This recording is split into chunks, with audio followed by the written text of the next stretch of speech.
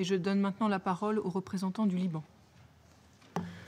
Madame la Présidente, depuis ma prise de fonction en 2007, en tant que représentant permanent du Liban, combien de réunions de cette auguste instance ont été dédiées à la situation dans ma région? Combien de fois avons-nous été ici témoins d'une dégradation de la perspective d'une paix au Proche-Orient, malgré tant de bonnes intentions, y compris les louables efforts de la France? J'ai assisté de près, Madame la Présidente, et souvent avec indignation, à ces sentiments d'injustice et de déception grandissant, nourris par 3 guerres meurtrières à Gaza, une intensification sans précédent de l'occupation et une pléiade d'initiatives de pourparlers sans lendemain. Tout cela est toujours avec, en filigrane, ces mémoires blessées qu'il semble de plus en plus difficile de guérir et qui nous entraînent dans une triste radicalisation des esprits. Malgré cette réalité lugubre, il ne faut toutefois pas manquer de saluer l'accord de réconciliation palestinien survenu la semaine dernière et qui ranime, à juste titre, une certaine espérance. À cet égard, il convient aussi de remercier l'Égypte pour ses efforts soutenus de médiation.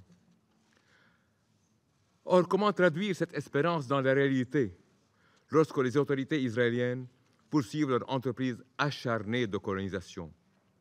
Une colonisation illégale, faut-il encore le rappeler, au regard du droit international. Notons seulement l'approbation par Israël de nouvelles constructions à Hébron, une première depuis 15 ans. Ceci devrait, sans plus tarder, être fermement condamné par votre Conseil, Madame la Présidente. Cette politique expansionniste, qui dure depuis plus d'un siècle, a été résumée par Ariel Sharon en ces termes. Je cite, « Tout le monde doit se déplacer, courir et prendre autant de collines palestiniennes qu'ils peuvent pour élargir les colonies israéliennes, parce que tout ce que nous saisissons maintenant restera notre propriété. Tout ce que nous ne prendrons pas leur reviendra. » Fin de citation.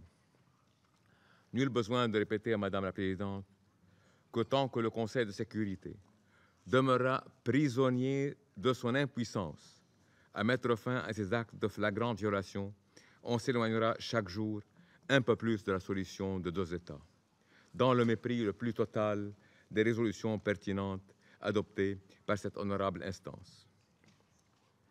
Avant de me tourner vers le Liban, j'aimerais en ce moment difficile m'adresser au peuple meurtri de Palestine pour lui rappeler, sous votre contrôle, Madame la Présidente, les mots suivants du général de Gaulle. Et je cite, « Au bout de nos peines, et à la plus grande gloire du monde, celle des hommes qui n'ont pas cédé. » Fin de citation. Madame la Présidente, au Liban, mon gouvernement reste fermement attaché à la mise en œuvre de la résolution 1701 dans sa totalité. À cet égard, la FINUL a démontré qu'elle menait à bien son épineuse mission et nous lui renouvelons toute notre confiance. Elle est d'autant plus utile que le contexte reste délicat. En effet, pas un jour ne passe sans qu'Israël ne viole la souveraineté de mon pays ou que ses dirigeants ne l'accablent de menaces incessantes, contrevenant ainsi directement aux dispositions de la résolution 1701. Je tiens à rappeler que ces violations et ces menaces répétées ont été dûment répertoriées dans les lettres adressées par la mission du Liban à ce Conseil. Il est grand temps, Madame la Présidente, que le Conseil soit à la hauteur de la lourde tâche qui est la sienne et fasse prévaloir les règles et principes du droit international en prenant ces dispositions afin de faire cesser de tels actes. Ne pourriez-vous pas au moins condamner sans tarder les propos inqualifiables de Naftali Bennett, le ministre israélien de l'Éducation, qui, après avoir menacé de renvoyer le Liban au Moyen-Âge, menace à nouveau, aujourd'hui même, d'attaquer, et je cite, « les infrastructures, l'aéroport international et les établissements gouvernementaux de mon pays ». Et c'était bien le ministre de l'Éducation.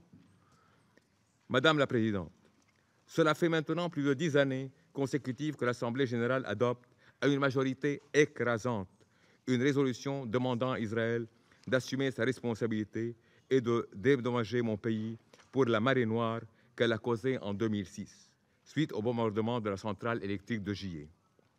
Mon pays a été lésé et on ne peut maintenir la paix et la sécurité si les États ne sont pas tenus responsables des dommages qu'ils causent. C'est dans cet esprit que nous appelons à nouveau le Conseil à agir sans plus attendre pour contraindre Israël de s'acquitter enfin de ses responsabilités. Madame la Présidente, au sujet de la Syrie, le Liban salue la réduction significative de la violence depuis la signature du mémorandum sur la création des zones de désescalade en mai dernier à Astana. Nous soutenons les efforts des coparrains de ce processus afin de maintenir le cessez-le-feu et de faciliter l'accès humanitaire dans l'ensemble de la Syrie. La communauté internationale doit également consolider ces progrès accomplis sur le terrain et d'appuyer les efforts de l'envoyé spécial, M. de Mistura, en vue de relancer les négociations de Genève afin de parvenir à une solution politique de cette crise, fondée sur les résolutions pertinentes de ce Conseil, une solution qui doit tenir compte des aspirations du peuple syrien à vivre dans la paix et la dignité, dans un pays souverain et unifié, et qui ouvrira la voie à un processus de réconciliation viable et au retour dans leur foyer de millions de réfugiés et de personnes déplacées à l'intérieur de leur pays. Au moment de clore ce qui pourrait être ma dernière intervention en tant que représentant permanent du Liban devant cette auguste instance, je ne peux que souhaiter que ce Conseil assume enfin et sans tarder ses responsabilités confinées dans la Charte et qui nous ouvrira une vraie perspective de paix juste et durable. Merci, Madame la Présidente. Je remercie le représentant du Liban pour sa déclaration.